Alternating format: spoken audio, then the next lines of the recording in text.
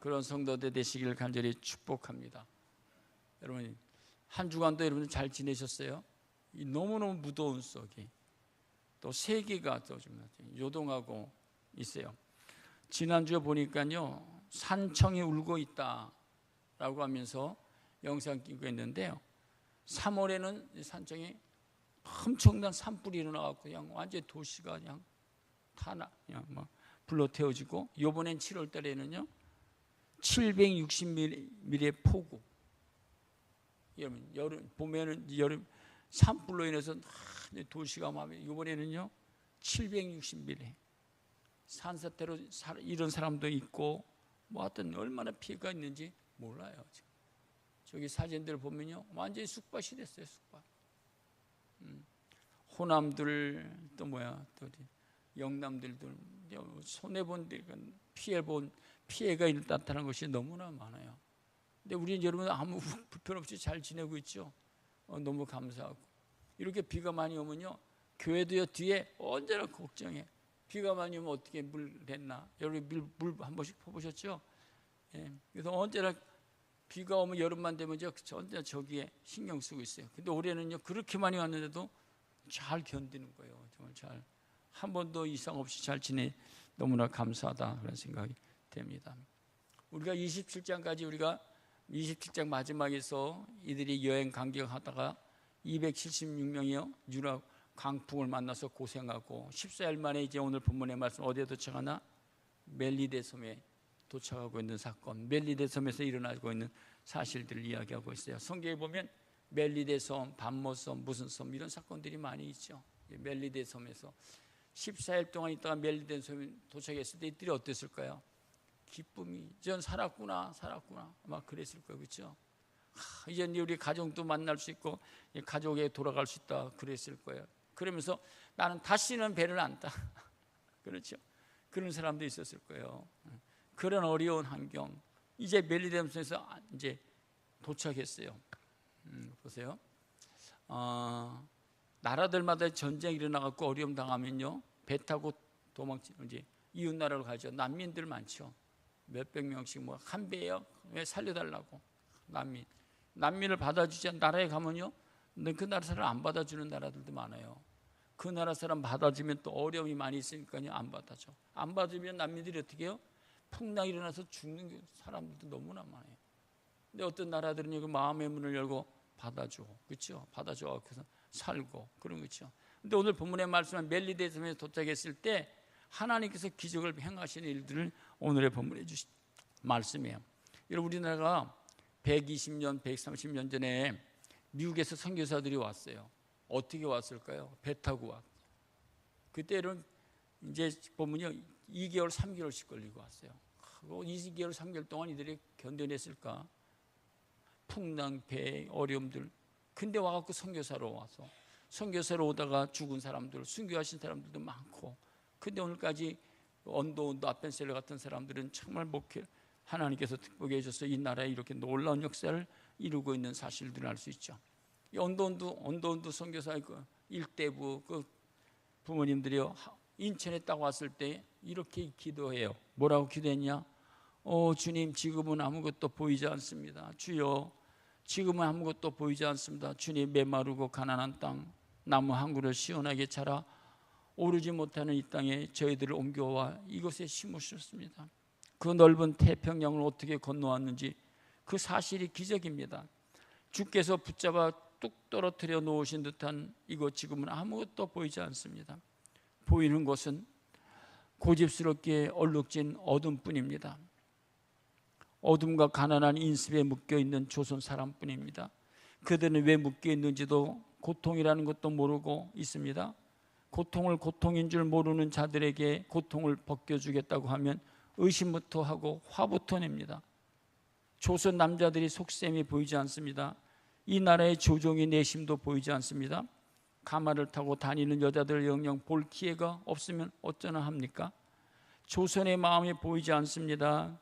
그리고 저희가 해야 할 일이 보이지 않습니다. 그러나 주님께 순종하겠습니다. 겸손하게 순종할 때 주께서 일을 시작하시고 그 하시는 일을 우리들이 영적인 눈으로 볼 수 있는 날이 있을 줄 믿습니다. 믿음은 바라는 것들의 실상이요 보이지 않는 것들의 증거니라고 하신 말씀을 따라 조선의 믿음이 앞날을 볼 수 있게 될 것을 믿습니다. 지금은 우리가 항무지에 맨손으로 서 있는 것 같사오나, 지금은 우리가 서양 귀신 양귀자라고 손가락질 받고 있사오나, 저희들이 우리의 영혼과 하나인 것을 깨닫고 하늘나라의 한 백성, 한 자녀임을 알고 눈물로 기뻐할 날이 있음을 믿습니다.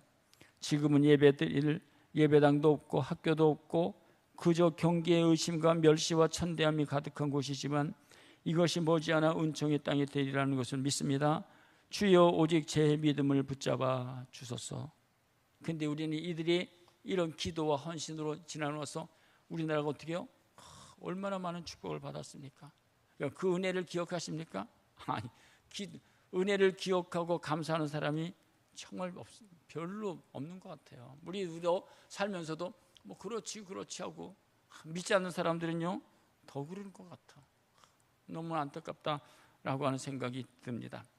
제가 이 본문의 말씀을 이렇게 이제 멜리데 섬에 이렇게 도착했다고 이 말씀을 보면요, 제가 부목사 시절에 신방을 열심히 많이 다녔잖아요.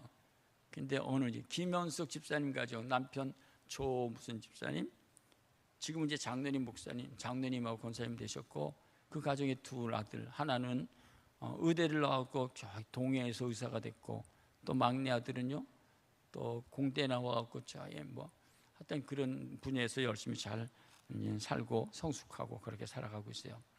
그럴 때 제가요, 옛날에는 봉천동 신림동이요 달동네 됐어요. 달동네.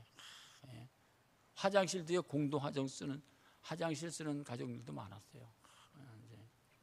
근데 그 집사님이요 두 아들 가지고 봉천동 신림동 이사하면서 월세 왔다 갔다 하다가 갈 때마다 목사님 우리 이사했어요, 신방해 주세요.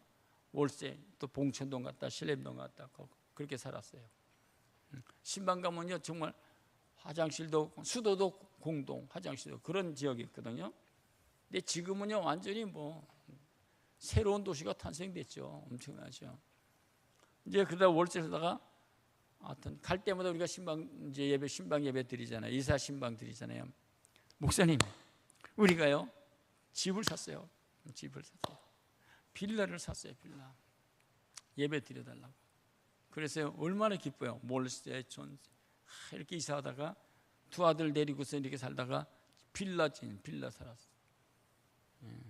가서요 이제 우리가 예배 드리는 거예요. 이제 저하고 전도사님 또 이제 성도들하고 같이 모여서 예배 드리고 찬송하고 기도할 때 제가요 출애굽기 15장 27절에 있는 말씀을 그때 보았어요. 그때 이런 말씀이에요. 출애굽기 15장 27절에 있는 말씀 보면 이런 말씀 한번 같이 읽겠습니다. 시작. 그들이 엘림에 이르니 거기에 물샘 열두과 종려나무 이런 그루가 있는지라 거기서 그들이 그 물 곁에 장막을 치니라 그 하는 말씀. 이 말씀을 증거했어요. 하나님. 이 김현숙 집사님 이제 이사한테 무슨 말씀을 증거할까요? 근데 그 저녁에 이 말씀이 떠올랐어. 아, 이 말씀 참 좋겠구나. 근데 여러분 출애굽기 15장 말씀이 무슨 말씀이죠? 이스라엘 백성들이 애굽에서 모세를 통해서 그들이 이제 애굽에서 탈출해서 나오다가 홍해가 있잖아요. 홍해를 갈랐을 때 하나님께서 야 모세야 네가 지팡이를 가지고 쳐야 된다. 그래서 이들이 홍해를 건너야지. 야 모세가요 그 지팡이를 갖고 홍해를 쳤더니만요 물이 갈라졌잖아요. 갈라져갖고 한 250, 300만 명이 다 건넜어요. 여러분 기적이잖아요. 이런 일이 있겠어요? 신갈 저수지 제가 친다고 갈라지겠어요? 그런 거잖아요. 엄청난 사건을 보잖아요. 근데 그들이 갈라졌다가 그들이 건너자마자 다시 쫙 물이 흡사해요. 자기네들 이제 쳐로 들어오는 애굽 사람들이요 물에 빠져서 다 죽는잖아요. 그렇죠? 다 죽어. 그들은요 홍해를 건너서 딱 머물렀어. 그러고 나서 어디에 도착해요? 엘림에 도착했어요. 엘림에 도착했어요. 얼마나 그들이 신기루잖아요. 그렇잖아요. 신기루 엘림에 도착해서 그들이요 엘림에 도착했을 때 하나님께서 어떻게 해요? 다시 보면 그들이 엘림에 이르니 거기에 물샘 열둘과 종려나무 이른 그루가 있는지라 거기서 그들이 그 물 곁에 참 엘림에 도착하니까 하나님께서 물샘 열둘과 종려나무 이것들이요 쫙 준비가 되어 있는 거예요.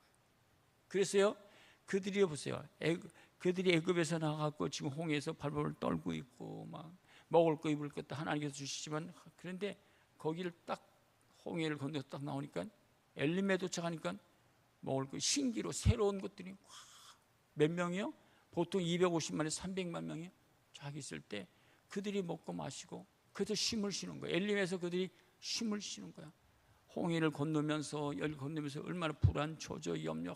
그런데 그들이 엘림에 머무르면서 여기가 파라다이스구나, 좋구나 하고 머무는 거예요. 예? 그것이 15장에 주시는 말씀이에요. 예? 그래서 이제 며칠 쉬었다가 얼마 쉬었다가 엘림을 떠나 이제 가나안, 족과 그린 가나안 땅으로 들어가는 거예요. 그래서 제가 이 말씀을 이제 우리 김현숙 집사님한테 예배 드리고 이 말씀 증거하고, 집사님, 하나님께서 집사님 집이 엘림에 도착한 것 같아요. 엘림의 축복을 받으세요. 이제 여기서 이제 전세에 있지만 다음에 갈 때는 아파트로도 이사 가고 더 좋은 곳으로 이사 가세요. 하나님 축복하실 거예요. 그래서 이제 예배 드리고 설교하고 기도하고 끝났어. 기도 이제 다 같이 주기도만 끝났더니 딱 끝나자마자 우리 김현숙 집사님 뭐라고 하시냐? 목사님, 우리가 살고 있는 이 빌라 다세대잖아요. 목사님, 여기가 엘림타운이에요. 엘림 빌라래. 이름이 엘림 빌라, 엘림타운이라는 거예요. 그때도 제가 놀랐어요, 사실. 제가 얼마나 놀랐겠어요, 한번 생각했잖아요. 그 많은 이름 중에 엘림타운, 엘림빌라라고 그렇게 말씀하시는 거예요. 그러냐고. 그래, 하나님 정말 이 말씀에 축복하시네. 그래요. 여기에 이 본문의 말씀, 벨리데섬에 도착한 이 말씀이 이제 떠오르는 거예요. 정말 하나님께서. 근데 그 아들들이요, 두 아들이 의사가, 하나는 아들을 의사되고 한 놈은요, 예, 공대 졸업한 것 같은 그렇게 살아가는 거예요. 저는 이 말씀을, 그런 말씀 이제 언제나 이 말씀이 생각나고요. 또 한 가지는 이들이 14일 동안 그냥 유락으로 강풍을 했잖아요. 그들 엘림에 이제 이들이 벨리데섬에 도착하고 나서 신앙생활을 나머지들은 바울은 지금 이제 로마로 갈 거고 이제 갈 거지만 나머지 사람들은 신앙생활을 잘 할까 했을까? 또 세상으로 가고 지멋대로 살았을까? 언제나 그 숙제예요. 이 사람들, 그 나머지 사람들은 얘기하는 게 하나도 없어. 그렇죠? 근데 275명은 어떻게 신앙생활을 했을까? 정말 그런 어려운 가정들을 다 통과하고 나서 하나님을 정말 잘 섬겼을까? 그의 믿음으로 잘 살아갔을까? 그 하는 생각이 언제나 나요. 여러분 인생의 삶 속에서 이런 보세요. 이런 홍해를 건너고선 여러분이 멜리데섬을 도착하고 이렇게 그 다음에 우리의 신앙생활을 어떻게 잘할 수 있을까? 잘안 살을까? 못할까? 제자리에 머무를까? 다 잊어버리고 그냥 살아가는 사람도 있죠. 우리가 이제 병원에 가잖아요. 이제 목사니까, 목사님, 우리 교회는 이제 다 건강하셔갖고 그러는데, 목사님, 갑자기 병원에서 빨리 들어오래요. 수술해야 된다고. 마지막이라고. 얼마 안 남았다고. 그렇게 막 재촉해요. 조사해봤더니 큰일 났다고. 그 목사님 빨리 기도하라고.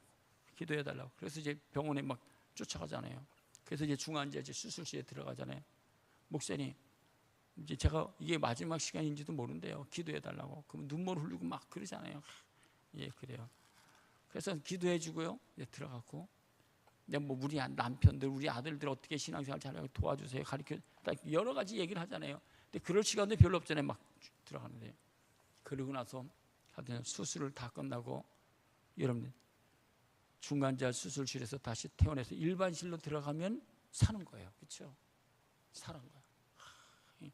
그 소리 들을 때요, 얼마나 행복한지 몰라요. 근데 지난번도 얘기했지만요, 그러고 나서도요, 잊어버리고 자기들이 약속한 대로 하는 사람들이 별로 정말 적은 것 같아. 이게 인간의 마음이다라고 하는 사실이고요. 이제 이들이 270명이 벨리데섬에 들어갔어요. 얼마나 놀랐겠어요. 하여튼 그 풍랑 속에서 땅을 밟았다는 거. 기적 아니겠어요? 276명이요. 다 죽었다고 생각했는데 땅을 밟았어. 얼마나 감격했을까요? 얼마나 기뻐했을까요? 디모데후서 1장 7절에 보면 이런 말씀이 있어요. 하나님이 우리에게 주신 것은 두려워하는 마음이 아니요 오직 능력과 사랑과 절제하는 마음이니. 할렐루야. 믿습니까? 하나님께서 우리에게 주시는 것은 두려워하는 마음이 어떤 유라굴로 강풍을 만나고 무엇을 지금 멜리데섬에 지금 왔지만 처음이잖아요. 이게 참 처음 미지의 세계잖아요. 처음 어떻게 될지도 모르잖아요. 사실요. 그렇지 않아요? 밤에 들어갔다 지금 멜리데섬에 들어갔는데 어떻게 될까? 또 이 원주민들이 와서 우리를 포로하고 또 우리 공격하고 죽일 그런 두려움이 있잖아요. 있잖아요. 우리가 시골만 한번 가도 여러 그러잖아요. 원주민들 텃세 부리고 그러지 않을까요? 근데 하여튼 이제 도착했어. 그때 하나님은요, 여러분 꼭 기억하세요. 잠언 16장 9절에 보면 이런 말씀이 있어요. 한번 읽어보겠습니다. 같이 읽겠습니다. 시작.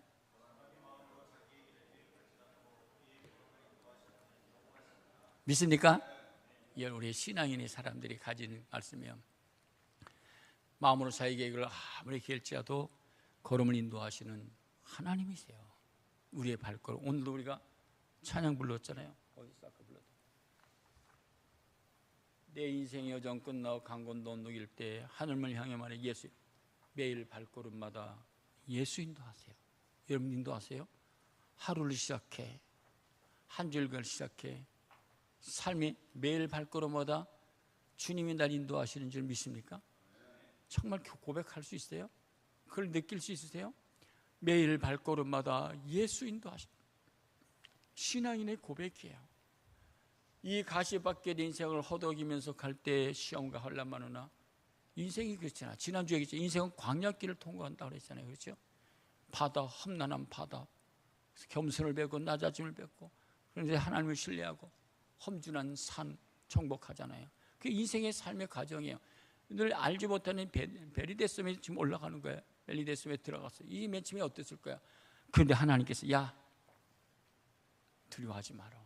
이제 그런 말씀 아니게요? 시편 107편에 30절에 보면 이렇게 말합니다. 같이 읽겠습니다. 그들이 평온함으로 말미암아 기뻐하는 중에 여호와께서 할렐루야 믿습니까? 하나님께서 그들이 바라는 옛날에는요 그 말씀에 뭐라고 쓰였는지 알아요? 소원의 항구로 인도하신다 그랬어요. 우리 번에는 소원은 빼버렸어요. 어머니 개혁. 소원의 항구로 인도하신다. 이들이 지금 사는 게 목적이잖아요. 땅을 받는 게 목적이잖아요. 근데 그들이 밟았어. 하나님께서 그들을 인도하시는 거예요. 시편 기자 다윗은 그렇게 뭐라고 고백하죠? 그가 나를 푸른 초장에 누우시며 쉴만한 물가로 인도하시. 나를 쉴만한 물가로. 내 영혼을 소생시키시고 자기를 위하여 의의 길로 인도하시는 거예요. 여러분들이 세계의 발걸음 오늘까지 걸어오면서 하나님이 인도하셨다라고 믿습니까? 또 남은 생에 하나님 인도하실 줄 믿습니까? 이게 신앙인의 고백이에요. 삶이에요. 그렇죠? 보세요. 하나님께서 인도하시는 이들은 너무나 여러분 이스라엘 백성들을요 430년에 하나님께서 가나안 땅으로 인도하시잖아요. 낮에는 구름 기둥, 밤에는 불 기둥으로 하나님이 인도하시고 돌보시고. 근데 그것을 깨닫는 사람이 얼마나 있을까?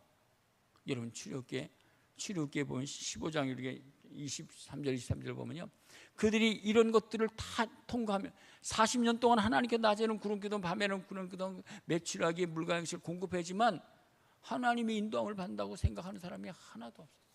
모세밖에 없어요. 정말이에요. 그들은 매일 불평밖에 원망밖에 없어요. 출애굽기 40장까지인데요. 그들이 홍해를 건너잖아요. 엄청. 그렇지? 그런데도 감사하고 한마디도 없다니까요. 불평받고 원망밖에 없어요. 창세기 24장에 보면 아브라함이요 나이가 들어서 그 이삭을 장가를 보내야 되겠잖아요. 장가를 보내려고 할 때 아브라함이 안 된다. 내가 살고 있는 이곳에서는 우리의 며느리를 만날 수 없다. 맞이할 수 없다. 그래서요 그의 남종 엘리에셀을요 야 너는 저기 우리 고향에 가서 아랫다운 아가씨를 하나님께서 예비하신 아가씨를 데리고 오라고. 그렇게 엘리에셀을 보내잖아요. 엘리에셀을 보낼 때 그가요 아브라함과 엘리에셀이 문제서 기도해요. 하나님 이렇게 보냅니다. 하나님 책임져 주세요. 이삭이 장가 가야 되겠는데 여기서 장가를 못 하고 있습니다. 이삭이 몇 세에 장가 가죠? 40살까지 장가를 못 가고 있잖아요. 여러분 자녀들이 그러면 부모 마음이 어떻게 해요? 그래서 보내잖아요. 보낼 때 엘리에셀이 하나님 내가 아브라함의 신부를 받고 이렇게 가는데 좋은 사람을 만나게 해달라고 좋은 자부를 만나게 그렇게 기도하고 출발해. 24장에 그렇게 됐어요. 그럴 때 기도하는 내용이 뭐지? 하나님 나를 바른 길로 인도해 달라고. 두 번째는 나를 형통한 길로 인도해 달라고. 세 번째는 나를 평탄한 길로 인도하려고. 그게 엘리에셀의 기도예요. 근데 가니까 하나님께서요, 자기 기도하는 대로 딱 아리따운 자매가 나와서 양에 물을 주고 나귀에게 물을 주고, 깨달아. 하나님께서 나를 정말 저 자매를 하나님께서 주신 거구나. 그래서 이야기하고 했더니만 하나님께서 주셨다. 그 리브가를 만나서 그래도 얘기를 다 하고 우리 아브라함이 보내고 가정 상대를 얘기를 하니까 가족 관계 친척이에요. 그래서 그 집에 가서 이야기하고서는 그 리브가를 데려와서 그를 며느리를 삼았다. 그런 말씀. 하나님이 우리의 삶, 우리의 결혼일, 우리의 직장일, 우리의 삶의 모든 여정을 하나님이 인도하세요. 매일 발걸음마다 매일 삶의 현장 속에 하나님이 인도하신다고 하는 사실을 우리 깨달아야 되죠. 그래서 우리 신앙의 인생은요, 태산을 넘어 험곡에 가는 거예요. 찬송가에 그렇게 있죠. 태산을 넘어 험곡에 가도 빛 가운데로 걸어가면 주께서 항상 지키기로 약속한 말씀 변치 않네. 캄캄한 밤에 다닐지라도 주께서 나의 길 되시고 나에게 밝은 빛 대신에 길 잃어버릴 염려 없네. 광명한 그 빛 마음에 와달라 찬란한 천국 바라보고 할렐루야를 힘차게 부르도록. 인생은요, 이런 태산을 넘어가는 인생길 아니에요? 여러분 오늘까지 걸어오면서 느끼지 못했어요. 그렇구나, 인생이 그렇게 쉬운 것이 아니다 느끼잖아요. 그러나 우리는 하나님께서 나를 정말 가장 아름답게 선하게 인도하실 줄 믿고 오늘도 우리는 믿음의 길을 걸어가는 거예요. 선교사들이 130년 전에 와서요, 그런 어려운 가운데서 와서 선교하느라고도 희생도 하고 먼저 떠나고 세상을 떠난 일들이 너무나 많잖아요. 그러나 그의 삶의 여정 속에는요, 하나님이 인도하시는 거예요. 하나님의 미랄이 된 거예요. 여러분, 그들이 젊은이들이 와서 하나님의 밀이 땅에 떨어져 죽어서 얼마나 많은 열매를 맺었어요. 여러분 솔직히 여러분들이 내가 다른 나라에 가서 하나님의 밀이 돼서 그 나라가 이렇게 번영하고 축복받는다면 하나님의 미랄이 되고 싶지 않으세요? 우리 결혼하고 나면 우리 가정 내 사랑하는 아내들이 하나님의 미랄이 되잖아요. 우리 특별히 여러분들, 옛날엔 결혼하는 게 얼마나 힘들었어요. 그렇죠? 아내들이 엄마들이 와서 한 가정이 하나님의 미랄이 되었어. 그래서요, 우리나라가 어떻게 우리 가정들이 정말 복을 받죠. 자녀들이 복을 받았다라고 하는 사실을 우리들이 기억해야 될 말씀이죠. 그리고 오늘 우리가 멜리데스에도 하나님이 인도하시는 거예요. 그렇죠? 하나님이 함께 하시고 하나님 길을 열어주시는 거예요. 그런데 두 번째, 하나님께서 우리의 길을 인도하실 뿐만 아니라 하나님께서 우리의 삶 속에서요, 언제나 좋은 만남들을, 예비된 만남들을 허락해 주세요. 내가 계획하고 생각했던 것보다 좋은, 오늘 2절이에요. 28장 2절에 보면 비가 오고 날이 참에, 비도 오고 날이 차고, 그렇죠? 외부에 날아가 봐. 우리가 아무도 모르는 첩단에 가서요, 환경이 비가 오고 막 그러면 어떻게 해요? 이거 어떻게 되나? 염려가 되잖아요. 근데 보세요, 2절에 한번 다시 한번 보세요. 한번 같이 읽겠습니다. 이게 하나님의 축복이에요. 하나님 인도하신. 2절에 뭐라고 있죠? 비가 오고 날이 쨈에 원주민들이 우리에게 특별한 동정을 하여 불을 피워 우리를, 몇 명이 영접해요? 276명을. 여러분, 이제 나그네들이 270명이 얼마나 많아요?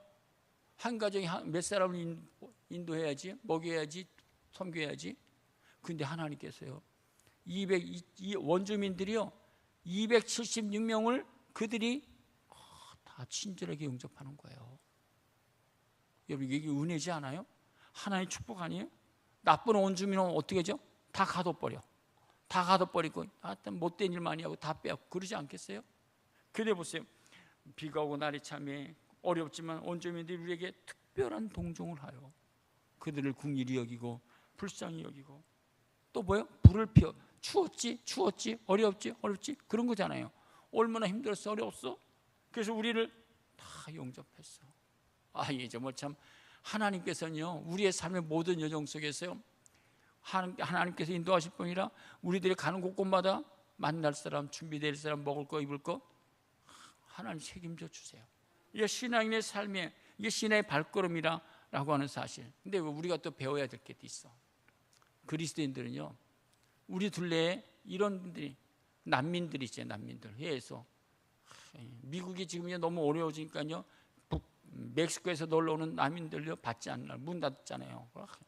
사실 우리도 사실 난민들 많이 들어와야 돼. 이 나라가 복받는 거예요. 섬기는 거. 그런데 오늘 본문의 말씀 보세요. 원주민들이 270명을 다 섬기는 거예요. 여러분 오늘 밑에 보시면 이런 말씀을 하고 있어요.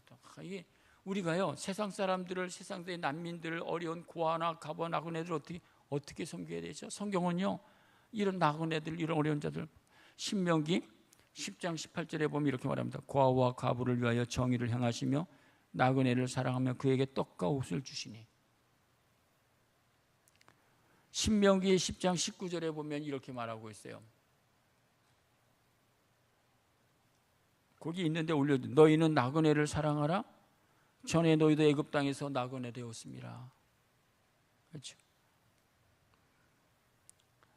자, 디도서 1장 8절에 보면 오직 나그네를 대접하며 선행을 좋아하며 신중하며 의로우며 거룩하며 절제하며. 히브리서는 뭐라고 얘기하죠? 히브리서 13장 손님 대접하기를 잊지 말라. 이로써 부지 중에 천사들 대접한 이들. 그래서 아브라함이 복받은 게 뭐냐? 나그네, 부지 중에 지나가는 사람을 집에 초대해서 대접했다는 거예요. 이게 복받은 거라는 거예요.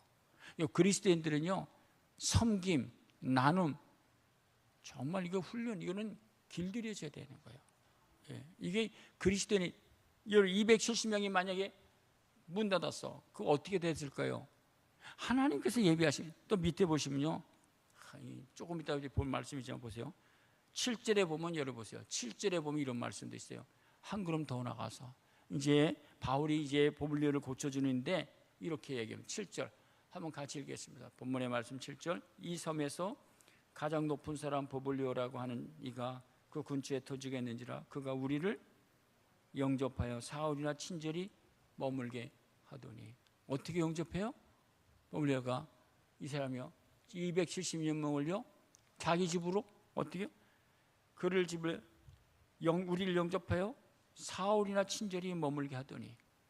나그네를 지금요 사흘이나 집에 지금 초청해서 머물게 했다는 거예요. 아무것도 몰라. 처음 보는 사람. 여러분 집에 나그네가 와서 하루라도 머무는 적이 있으세요? 아니면 나그네면 아니라 아는 사람이라도 여러분이 집에 사흘이나 와서 머무는 적이 있나요? 아마 없을걸요. 자기 집에요 누구를 초대해서 머물게 한다는 건요 정말 귀한 거예요. 정말 보배예요. 정말 하나님의 은혜가 있어야 돼. 여러분이 집 소유해서 나그네들, 여러분이 관계된 모든 사람들이 와서 여러분 집에 하루 머문 사람도 별로 없을 거예요. 근데 보세요. 지금 270명을 어떻게 영접하여 사흘이나 머물게 친절히. 하루 머물더라도 하루 집에 와서 머물더라도 그게 옷, 수건들, 뭐들 양 다 얼마나 힘들어요. 그렇게 섬겼다는 거예요. 이 사람들이 원주민들이 예수를 믿었을까? 안 믿었어. 근데 이런 일을 해. 이거 얼마나 귀한지 몰라요. 우리 그리스도인들이 당연히 해야 되는 거예요. 그렇죠? 그런 삶을 살아가는 거예요. 하나님이 주신 삶이에요. 또 보세요. 밑에 보시면요. 그래서요, 바울이 그들이요, 보블리오가 이렇게 보니까요, 그 집에 와서 이제 3일 동안 있는 동안 보니까요, 8절에 보블리오의 부친이 열병과 이질에 걸려 누워. 근데 부친이 이질에 걸려 죽어가. 그러니까 어떻게 무슨 일 있죠? 바울이 가서 어떻게 밑에 보면 이렇게 말합니다. 바울이 들어가서 기도하고 그에게 기도해 주는 거예요. 그렇죠? 은혜를 받았으니까 우리를 공짜로 이렇게 먹여주고 입혀주고 보살피고 제공해 주니까 어떻게 해요? 바울이 그 집에 들어가서 환자들을 기도해 주고 고쳐주는 거예요. 그렇죠? 고쳐주는 고침을 받고. 또 한 가지는 멋있는 말씀, 무슨 말씀인지 아세요? 10절 한번 읽어보세요. 10절 같이 읽겠습니다. 시작. 후한 예로 우리를 대접하고 뭐라고 그러죠? 갈 때 후한 예로 대접하고 우리의 쓸 것을 배에 실었더라. 여러분 그렇게 해본 적이 있으세요? 정말 어려운 거예요. 그렇죠? 떠날 때 후원이라. 제가 별 생각도 다 해봤어요. 이 본문의 말씀 보면서요, 야, 이거 나도 떠날 때가 됐는데 나를 이렇게 대접해 주면 얼마나 좋을까. 제가 이런 말씀도 생각해 봤다니까요. 이건 사실이에요. 후원이라. 빨리 가면 좋겠어. 그러지 않겠어? 대강하고 가죠. 그런데요, 이들이 어떻게 해요? 친절하게 그들을 영접해요. 그죠? 친절하게 영접하고. 그리고 특별하게 추울까봐 톰기고 떠날 때 어떻게 해요? 후하게 대접하고. 쓸 것을 여러분, 손님이 여러분 집에 와요. 그대로 선물 후하게 대접하고. 그러본 적이 있나요? 여기 이런 것들은요, 우리 삶 속에서 배워야 될 거예요. 아주 죄송해요. 우리 김학문 장로님 계셔서 대단히 죄송하지만요, 제가 장로님 집 자주 가거든요. 자주 가면은 장로님하고 권사님이 갈 때 저를 그냥 보낸 적이 한 번도 없을 것 같아요. 정말 저를요, 한 번 그냥 보낸 적이 하나도 없을 것 같아요. 뭐래도. 이건요, 은혜 받지 않은 사람은 못하는 거예요. 은혜 받지 않은 사람. 또 제가 이렇게 얘기를 하려면 또 그럴까 봐 하는데요, 장로님이니까 내가 대표로 얘기하고 다른 사람들 몇 분 있는데요, 여러분이 그것이 여러분이요, 하나님 앞에서 하는 거예요. 하나님이 보상하시는 거예요. 그것이 자녀 교육의 성공이고 여러분들의 삶의 축복이에요. 우리가 꼭 기억해야 되는 거예요. 하나님이 이걸 보상 안 해줄까요? 하나님 축복 안 하실까요? 책임져 주신다니까요. 그 삶이에요. 이게 오늘 본문에 주시는 말씀이에요. 이제 그런 말씀이고요. 두 번째 또 생각해 보세요. 3절에 보면요, 바울이 특별한 동정을 얻었잖아요. 또 보블리오를 통해서 3일이나 머물게 하고, 떠날 때 얘기니까 나중이지만 또 후하게 해주는 거잖아요. 보면 이제 보세요. 그런데 보세요, 3절 4절 보면 이렇게 말해요. 바울이 나무 한 묶음을 거두어 불에 넣으니 뜨거움으로 말미암아 독사가 나와 그 손을 물고. 보세요, 춥잖아요. 바닷가에서요 있다가 나왔어. 추워요, 안 추워요? 덜덜덜 떨잖아요. 그렇잖아요. 근데 불을 피우잖아요. 그렇죠? 불을 피우는데 거기 불을 피우는데 뭐가 나와? 독사가 나와요. 독사가 나와서 밑에 보세요. 그 손을, 바울의 손을 물었어. 그러면 바울의 손을 물으면 어떻게, 뱀이 나와서 물으면 죽지 않아요? 이게 상식이에요. 독사가 나. 그런데 보세요, 4절에 보니까 이렇게 떠납니다. 바울이 원주민들이 이 짐승의 손에 그달에 딱 물러있어. 죽어. 그런데 보니까요, 이들이 해석을 뭐라고 얘기를 하죠? 그러니까 해석이 정말 참 우리 항상 조심하고 잘해야 돼. 4절에 원주민들이 이 짐승이 그 손에 매달려 있음을 보고 서로 말하되, 진실로 이 사람은 뭐라고 그래요? 이 사람 여러분 어떤 생각이 드세요? 이 사람은 살인자야, 살인자. 이 배에서 올라왔지만 이 사람들이 어떻게 해요? 살인해갖고 피신해갖고 그래서 온 거 아니야? 그렇게 누명우시는 이렇게 얘기를 하는 거예요. 그러니까 우리 말이라는 게 생각하는 게 얼마나 중요해요. 그렇죠? 이 사람 살인자야. 바다에서 구조를 받았으나 공의를 그를 살지 못하겠어 라고 얘기를 하는 거예요. 그러니까 바울이 얼마나 그렇게 그렇게 전개되는 거잖아요. 그렇죠? 우리가 알지 못해. 그런데 여러분, 하나님이 보낸 사람은요, 하나님이 책임져 주시고 하나님이 보장해 주세요. 그들이 얘기할 때 바울에게 이렇게 지금 얘기하잖아요. 그런데요, 하나님께 은총의 표정을 보여줘요. 이 바울은 내가 하나님이 함께하는 사람이야, 하나님이 일하시는 사람이야, 하나님이 역사하는 사람이야 라고 하는 걸 보여줘. 뭘 보여주죠? 5절이에요. 한번 같이 읽겠습니다. 5절에 같이 읽겠습니다. 본문의 말씀 5절 시작.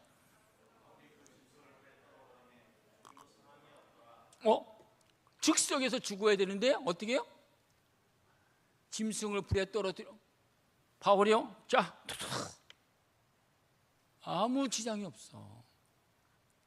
그러니까 시편 86편에 보면요, 은총의 표정을 보여주는 거예요. 모세에게도 하나님이 함께 하심을 보여줘요. 야, 떨기나무 좀 버려봐. 지팡이를 번져봐. 지팡이에서 뱀이 되고, 손에 집어넣어봐. 문둥이가 되고. 하나님 함께 하세요. 하나님이 보낸 사람은요, 하나님이 함께 하시는 거예요. 하나님이 책임져 주세요. 하나님이 도우시는 거예요. 하나님이 일하시는 것을 기억해야 돼. 여러분 꼭 기억하세요. 이게 중요한 거예요. 여러분 성경의 모든 사건들을 보세요. 혼자 있는 것 같지만 아니에요. 배후에서 하나님이 일하세요. 하나님이 도와주시고 하나님이 역사하시는 거예요. 여러분들이 꼭 기억해야 될 그런 말씀이에요. 이게 오늘 본문의 말씀 두 번째 우리들이 생각해야 될 그런 말씀이에요. 그렇잖아요. 바울에 뭐가 있어요 사실. 그렇잖아요. 그런데 뱀이 와서 물려서 살인한 자라고 누명하지만 아무렇지도 않아. 툭툭툭 떨어버려. 그러니까 보세요. 이들이 하는 얘기가 뭐죠? 6절에 보면 또 이렇게 말하잖아요. 그들은 그가 붙든지 혹은 갑자기 쓰러져 죽은 줄로 그치? 넌 즉사했구나. 네가 살인했기 때문에 네가 배에서 네가 나쁜 일을 했구나. 그렇게 얘기를 하는 거잖아요. 그런데 오래 기다려도 바울이 아무것도 없으니까 살아나니까 돌이켜 생각하면 말돼. 그를 뭐라 그래요? 야, 이 사람은 신이네. 그렇게 얘기를 하는 거죠. 너무 놀라지 않아요? 또 보세요. 우리가요 신앙생활 하면서요 바울이 또 신같이 여겨져. 이것도 문제예요. 문제. 우리가 세상 사람들 이렇게 살아가다 보면요 선생님은요 무슨 목사들도 조금 나아지면요 하나님이 되는 경우도 많아. 그런 것들이 너무나 많아. 그러니까 우리가 항상 조심해야 돼. 그렇죠? 고넬료의 가정이에요. 베드로가 초대받아가고 갔을 때 모든 사람들이요 베드로 앞에서 다 무릎 꿇어. 엎드려 다 절해. 제가 들어올 때 여러분들이 일어나서 절하면 어떻게 해요? 돌았다 그러지. 그렇잖아요? 근데 베드로가 돌아가니까 이 사람이 모든 사람들이 더 절을 해. 고넬료가 절을 해. 그럴 때 베드로가 뭐라고 이야기하냐면 아니다. 저는 사람이야. 나도 사람이야. 그러지 마라. 그런 얘기를 해요. 교훈 받아야 될 내용들이 너무나 많이 있잖아요. 하도 오늘 본문에 주시는 귀한 말씀이에요. 그래 보세요. 하나님의 사람들은요 하나님이 책임져 주세요. 여러분이 꼭 기억해야 될 그런 말씀이 있고요. 성경에 보면요 하나님의 사람들은 하나님이 책임져 주시고 보장하는 말씀이 너무나 많잖아요. 베드로가요 옥에 갇혔어. 근데 그들을 위해서 기도하니까 옥문이 열리잖아요. 하나님이 그를 도우시는 거잖아요. 하나님이 일하시는. 여러분 베드로만 그랬을까요? 다니엘이 정말 나라를 잘 섬기니까 다니엘을 죽이려고 밑에 있는 사람들이 다 그냥 모든 공작을 다 하잖아요. 그래서요 다니엘이요 기도하는 것을 보고 왕에게 고자질하고 조소를 만들고 협정하고. 세상에는요 거짓과 조작과 위선들이 너무나 많아. 여러분 신앙생활 잘하잖아. 다니엘이 얼마나 바르게 했어요. 그러니까 다니엘에게 돌아오는 게 뭡니까? 사자굴 속에 들어가는 것밖에 없어요. 그렇잖아요 여러분. 다니엘서 6장이 아니에요? 다니엘서 3장도 그렇고 다니엘 친구들도요 신앙생활을 바르게 깨끗하게 하니까 들어가는 게 어떻게 풀무불 속에 들어가는 것밖에 없어요. 다니엘은 어떻게 사자굴 속에 들어가는 거예요. 그렇죠? 근데도요 하나님께서 사자 입이 봉하고 그렇죠? 그들을 불무 가운데서 그들을 지켜주시고 하나님이 일하시는 것을 보여주잖아요. 이게 하나님이 일하시는, 여러분 성경에 보면 다 그런 말씀이에요. 그렇잖아요. 다니엘서 6장 10절 23절 보면요 다니엘이 조성에 조세 왕의 도장이 찍힌 것을 알고도 자기 집에 돌아가서는 윗방에 들어가 예루살렘 창을 하루 3번씩 나는 신앙 지킬 거야. 나는 기도할 거야. 나는 그럴 사람이 있을까요?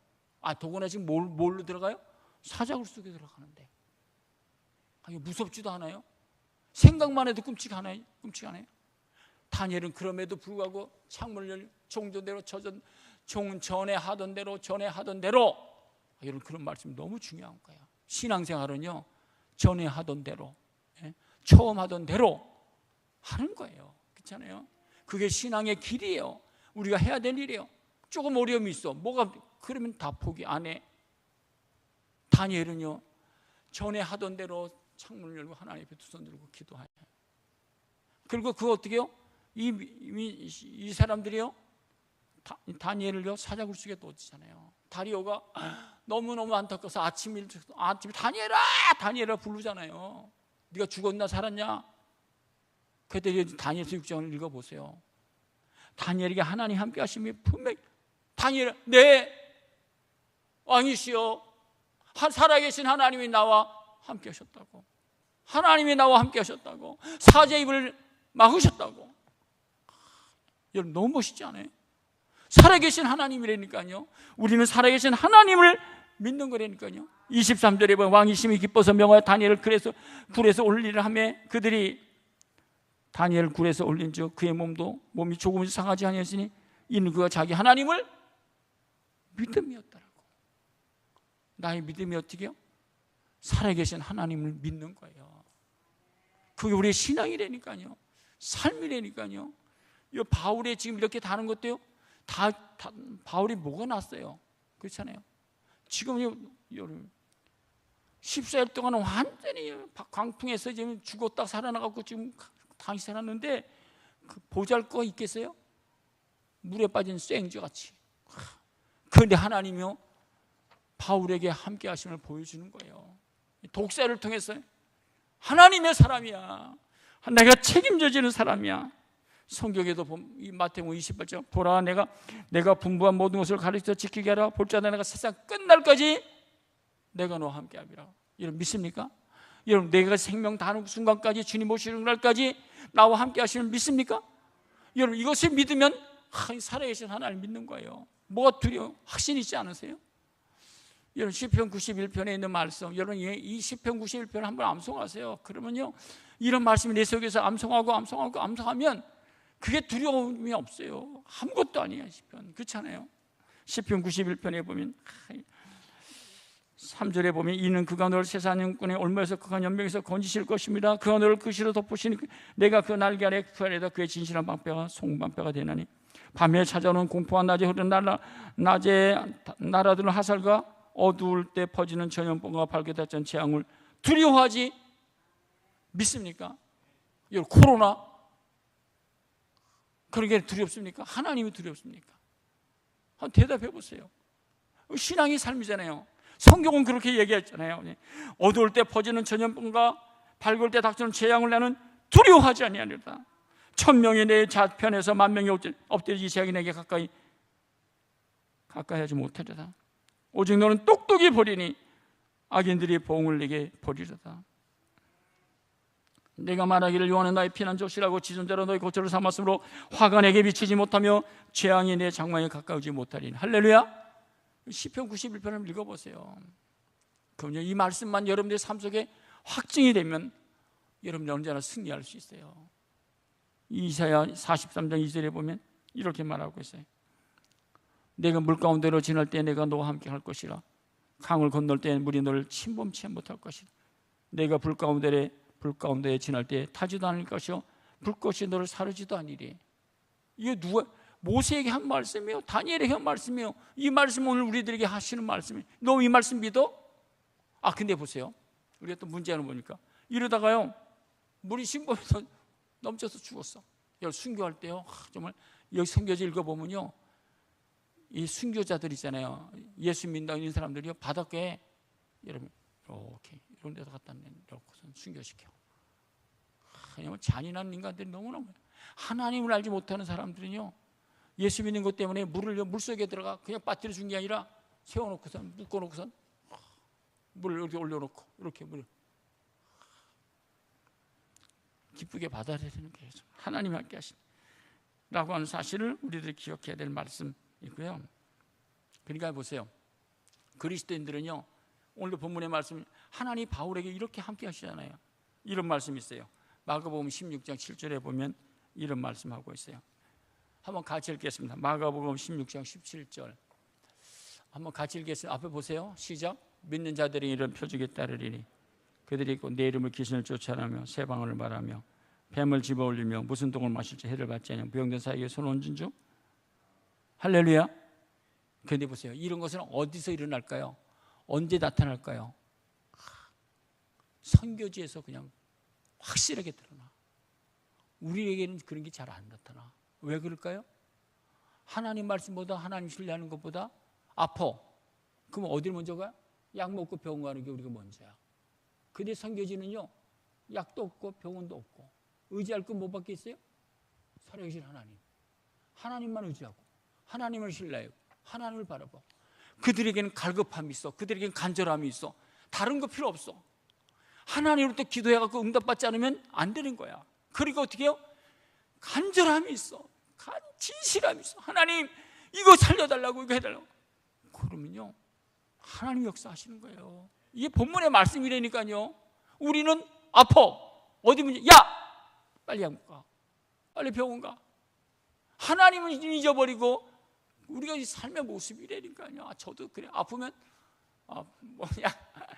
약먹고 그렇게 생각하잖아요. 근데 선교지 현장에서는 그러지 없어요. 그러니까 여러분들이 정말 하나님이 나와 함께 하심을 체험하려면 선교지 현장을 한번 가보세요. 가면 하나님이 일하셔. 하나님이 도우시 역사하심을 체험하고 있다고 하는 사실을 여러분 꼭 믿으시기 바랍니다. 야고보서 5장 16절에 보면 그러므로 너희 죄를 서로 고백하며 병 낫기를 위하여 서로 기도하라.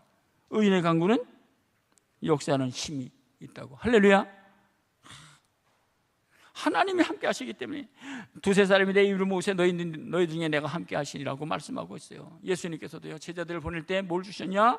예수께서 그 12제자를 부르사 더러운 귀신을 쫓아내는 모든 병과 악한 것을 권능을 주셨어요. 우리가 이런 권능이 우리 속에 있는데 우리는 어떻게 해요? 활용을 못하는 거예요. 쓰지 못하는 거예요. 찬송가에 이런 찬송가도 있어요. 주 안에 있는 나에게 땅 근심이 있으랴 십자가 밑에 나가 내 짐을 풀었네. 그 두려움이 변하여 내 기도 되었고. 여러분 이게 보세요. 우리는 이제 두려움이 없다니까요. 근데 정말 현지에 들어가면 두려워 안 두려워요. 그들을 살려줘야 되잖아. 그들을 고쳐줘야 되잖아. 그들이 새로워져야 되잖아. 그러니까 그 두려움이 보여요? 기도할 수밖에 없는 거예요. 기도해.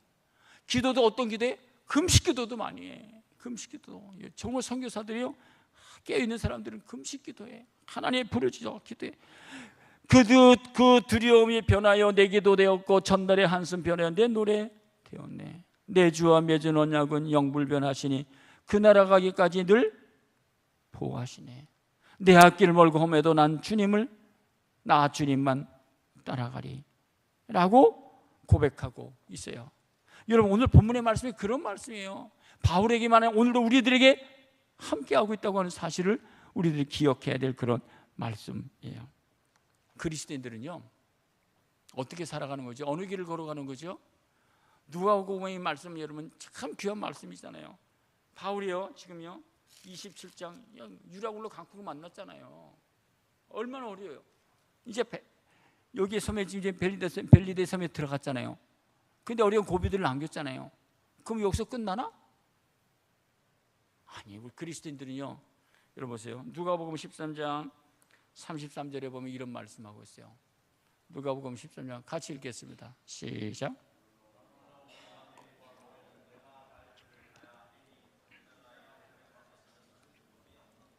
우리 하나님의 사람들은요, 오늘도 내일도 모레도 내가 가야 되는 길을 가는 거예요.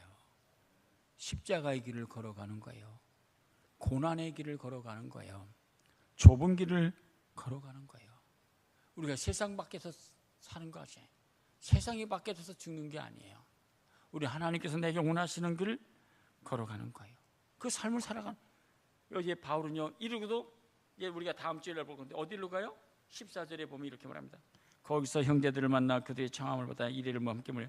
그래서 우리가 같이 로마로 가는 거예요. 우리들이 가는 여러분이 가는 길이 어디지요? 가는 길이 목표가 분명합니까? 내가 걸어가는 길 마지막 가는 길이 확실합니까?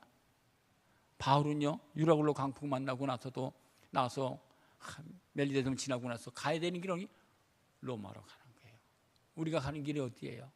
조금 쉽고 안락하고 편하고 그런 길로 걸어가는 게 다 그렇게 원하죠. 근데 하나님이 원하시는 길이 어떤 길이죠? 찬양에 보면 이렇게 말하고 있어요. 주께서 내 길 예비하시네. 주께서 내 길 예비하시네. 이제 하루하루를 주를 위해 살리라. 주께서 내 길 예비하시네. 나 이제 주를 따라가려네. 나 이제 주를 따라가려네. 세상 세길을 버리고 생명길을 찾았네. 나 이제 주를 따라가려네. 그래서요 그리스도의 삶은요 사도 바울이 이제 우리 새벽기도 고린도서 보는데요 이런 말씀이 있어요. 고린도전서 1장 8절에 보면 이런 말씀이 있어요. 한번 읽어볼까요? 같이 읽게. 주께서 너희를 우리 예수 그리스도의 날에 책망할 것이 없는 자로 끝까지 견고케 하시리라. 하나님께서요 우리 생명에 닿으신 주님 오시는 그날까지 우리가 가야 되는 길 그렇잖아요. 가야 될 길을 주님께서 어떻게 끝까지 붙잡아 주실 거예요. 끝까지 우리와 함께 하실 거예요. 끝까지 동행해 주실 거예요. 우리는 이 길을 떠나면 안 돼. 그렇죠? 하나님께서 원하시는 이 생명의 길을, 믿음의 길을, 이 복음의 길을, 이 길을 바울이 28장 이제 다음 주에 로마로 가는 거예요. 로마로. 이게 멋있는 거잖아요. 여러분들이 같이 끝까지 주님의 길을 걸어가면서 승리하는 복된 삶이 되기를 간절히 축복합니다. 찬양가 하나 더 부르겠습니다. 아까 불렀던 예수 인도하셨네, 그 찬양 한 번 더 불러보겠습니다. 내 인생 여정 끝내요.